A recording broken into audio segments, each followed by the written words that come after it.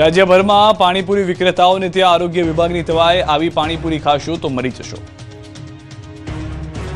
પાણીપુરીના રસિકો માટે સૌથી ચિંતાજનક સમાચાર આવ્યા છે। અમે જે દ્રશ્યો બતાવવા જઈ રહ્યા છીએ તે દ્રશ્યો નિહાળી તમે પાણીપુરી ખાવાનું બંધ કરી દેશો।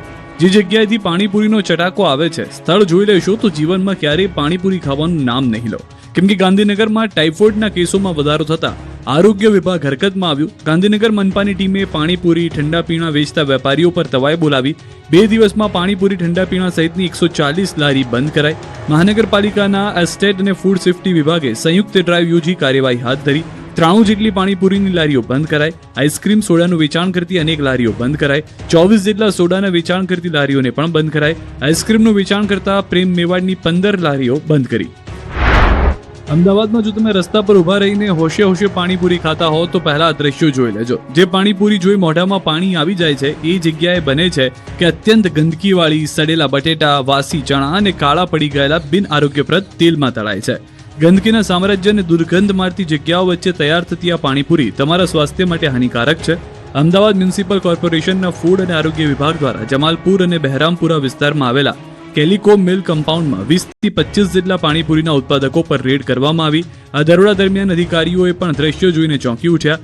પાણીપુરીના મસાલા માટે સડેલા ચણા, બટેટા, પૂરી તળવા માટે વપરાતું ઝેરી કાળું તેલ અને ગંદી કુંડીઓ કે ડસ્ટબિન જેવા પીપળામાંથી ભરાતા પાણીનો વ્યાપક ઉપયોગ થતો હતો। ગંદકીના સામ્રાજ્ય અને દુર્ગંધ મારતી જગ્યાઓ વચ્ચે તૈયાર થતી આ પાણીપુરી એએમસીની ટીમે તમામ સડેલા બટેટા અને ચટણીનો નાશ કર્યો। આરોગ્ય વિભાગે વિવિધ સ્થળોએથી સેમ્પલ લઈ કડક કાર્યવાહી હાથ ધરી હતી। ગાંધીનગર અને અમદાવાદ બાદ રાજકોટમાં આરોગ્ય વિભાગે પાણીના નમૂના લીધા। ગાંધીનગરમાં દૂષિત પાણી પીવાના કારણે અનેક બાળકો બીમાર પડવાની ઘટના બાદ ગુજરાતભરમાં તંત્ર હરકતમાં આવ્યું। ઘટનાના પગલે રાજકોટ કોર્પોરેશન તંત્ર દ્વારા શહેરના વિવિધ વિસ્તારમાં પાણીના સેમ્પલિંગ અને ક્લોરિનેશનની તપાસ હાથ ધરવામાં આવી। આ દરમિયાન ખાસ કરીને શહેરના કોઠારિયા વિસ્તારની વિવિધ સોસાયટીઓમાં આરોગ્ય વિભાગની ટીમો દ્વારા સઘન ચેકિંગ હાથ ધરવામાં આવ્યું। રાજકોટના તમામ 18 વોર્ડમાં આરોગ્યની ટીમો દ્વારા 350 થી 400 જેટલા સ્થળોએથી પાણીના નમૂના લેવાની કામગીરી કરવામાં આવી। આરોગ્ય વિભાગની ટીમો જરૂરી સાધનો અને કિટ સાથે ફિલ્ડ પર ઉતરી। કોઠારિયા જેવા ગીચ વિસ્તારમાં જ્યાં રોગચાળો ફેલાવાની શક્યતા વધુ હોવાથી અહીં ઘરે ઘરે પહોંચીને પાણીના નમૂના લીધા હતા। મહત્વનું છે કે રાજકોટમાં છેલ્લા એક અઠવાડિયામાં ઝાડા ઉલટીના 212 કેસ અને કમળાના 2 કેસ નોંધાતા તંત્ર વધુ સતર્ક બન્યું છે। આ તરફ પાણીમાં મૃત ગરોળી નીકળી છોટાઉદેપુરના નસવાડી તાલુકાના પલસાણી ગામે પાણી પુરવઠા વિભાગની ગંભીર બેદરકારી સામે આવી। પલસાણાથી ગામે પોચંબા પાણી પુરવઠાના ફિલ્ટર સંપના કુવામાંથી મૃત ગરોળી મળી આવી હતી। આ ઘટનાને લઈને મોગલા બેઠકના તાલુકા સદસ્યએ આક્ષેપ કર્યો છે કે તંત્ર દ્વારા લોકોના આરોગ્ય સાથે ચેડા કરવામાં આવી રહ્યા છે અને જો તકેદારી રાખવામાં નહીં આવે તો અહીં ઇન્દોર જેવી ગંભીર પરિસ્થિતિ સર્જાઈ શકે છે। આ સાથે જ અન્ય ફિલ્ટર સંપમાંથી પણ મોટા પ્રમાણમાં પાણીનો વેડફાટ થઈ રહ્યો હોવાનું સામે આવ્યું છે। ગાંધીનગરમાં ટાઇફોઇડ વિસ્ફોટ થયા પાછળના કારણો આવ્યા સામે। ગાંધીનગરમાં પાણીજન્ય રોગચાળો વકર્યો છે। ટાઇફોઇડનો વિસ્ફોટ થતા હાહાકાર મચી ગયો છે। તંત્રથી લઈને કેન્દ્ર સુધીની ટીમ હરકતમાં આવી ગઈ છે, પરંતુ આખરે આ ટાઇફોઇડ જેવી જીવલેણ બીમારી વકરી શું કામ? જે જાણવા ન્યૂઝ 18 ગુજરાતીની ટીમે રિયાલિટી ચેક કર્યું તો ફરી આંખો ચાર થઈ ગઈ। ગાંધીનગરના વિવિધ વિસ્તારમાં પ્રદૂષિત પાણી જોવા મળ્યું। આદિવાડા સહિતના વિસ્તારોમાં પ્રદૂષિત પાણી આવતું હોવાનું સ્થાનિકોએ જણાવ્યું। તો બીમારીથી બચવા માટે સ્થાનિકોએ આરઓ વોટર પ્યોરિફાયર લઈ રહ્યા છે। પ્રદૂષિત પાણી આવવા પાછળનું કારણ પાણીની પાઇપલાઇનમાં લીકેજ હોવાનું સામે આવ્યું, જેને લઈને તંત્ર દ્વારા ઠેર ઠેર લીકેજ રિપેરિંગ કામગીરી હાથ ધરવામાં આવી। ગાંધીનગરમાં 30 થી વધુ સ્થળોએ પાણીની પાઇપલાઇનમાં લીકેજ હોવાનું જાણવા મળ્યું। બીજી તરફ મનપાના અધિકારી અને હોદ્દેદારો મોજ મસ્તી કરવામાં વ્યસ્ત છે। ગુજરાતની વિવિધ કોર્ટને ઉડાવી દેવાની મળી ધમકી, તંત્ર થયું દોડતું। ગુજરાતની વિવિધ શહેરોની કોર્ટને મળી બોમ્બથી ઉડાવી દેવાની ધમકી। સુરત બાદ અમદાવાદ, ગાંધીનગર અને રાજકોટ કોર્ટને બોમ્બથી ઉડાવી દેવાની ધમકી મળી। અમદાવાદની સિટી સિવિલ એન્ડ સેશન્સ કોર્ટના રજિસ્ટ્રી વિભાગને ઈમેલથી મળી હતી ધમકી। બીજી તરફ રાજકોટ ડિસ્ટ્રિક્ટ સેશન્સ કોર્ટે પરિસરમાં આરડીએક્સ બોમ્બ પ્લાન્ટ કર્યાની અપાઈ હતી ધમકી, જે ઈમેલના પગલે પોલીસ દ્વારા કોર્ટ ખાલી કરાવાઈ હતી। એટલું જ નહીં, રાજકોટ કોર્ટ પરિસરમાં એસઓજીએ તપાસ દરમિયાન એક ડ્રોન મળી આવ્યું હતું, જે ડ્રોન મહેસાણાના વકીલ સાથે લઈને આવ્યા હોવાનું સામે આવ્યું। જોકે ડ્રોનની ચકાસણી કરતા કોઈ સ્ફોટક વસ્તુ તેમાં ઇન્સ્ટોલ કરાઈ ન હોવાનું જાણવા મળ્યું, જે મામલે પોલીસ વકીલની ડ્રોન બાબતે પૂછપરછ કરી રહી છે। આ તરફ સુરત ડિસ્ટ્રિક્ટ કોર્ટને બોમ્બથી ઉડાવી દેવાનું નામો ફોન કોલથી ધમકી મળી, જે અંતર્ગત બોમ્બ સ્ક્વોડ અને ટીમ દ્વારા વિવિધ સ્થળો પર તપાસ કરવામાં આવી। જ્યારે ગાંધીનગર કલેક્ટર કચેરીને ધમકીભર્યો ઈમેલ મળતા આખી કચેરી ખાલી કરાવાઈ હતી। જ્યારે ભરૂચની કોર્ટના મેલ આઈડી પર ઈમેલથી મળી હતી ધમકી, જેને કારણે તુરંત બોમ્બ સ્ક્વોડ અને ડોગ સ્ક્વોડ કોર્ટ પરિસરમાં ચેકિંગ હાથ ધર્યું। જોકે કોર્ટમાં ધમકી બાદ કલેક્ટર કચેરી અને મામલતદાર કચેરીને પણ ખાલી કરાવાઈ હતી। કચેરીમાં મોટી સંખ્યામાં આવેલા અરજદારોને બહાર કાઢવામાં આવ્યા હતા। બીટીપી અને ભાજપને રામ રામ કર્યા બાદ ડેડિયાપાડાના પૂર્વ ધારાસભ્ય મહેશ વસાવા હવે કોંગ્રેસમાં જોડાયા.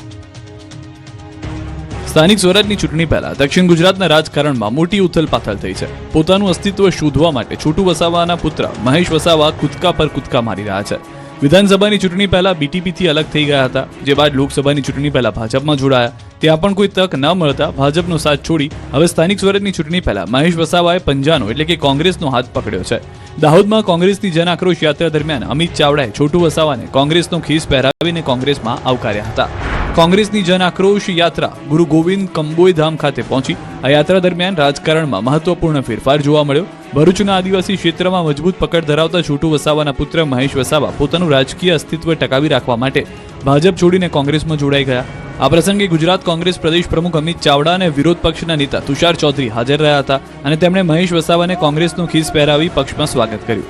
મહેશ વસાવા પોતાના સમર્થકો સાથે કોંગ્રેસમાં જોડાયા. આ પ્રસંગે મહેશ વસાવાએ આદિવાસી વિસ્તારમાં કોંગ્રેસને મજબૂત કરવાના પ્રણ લીધા. સાથે જ ભાજપ અને આમ આદમી પાર્ટી પર પ્રહાર કર્યા.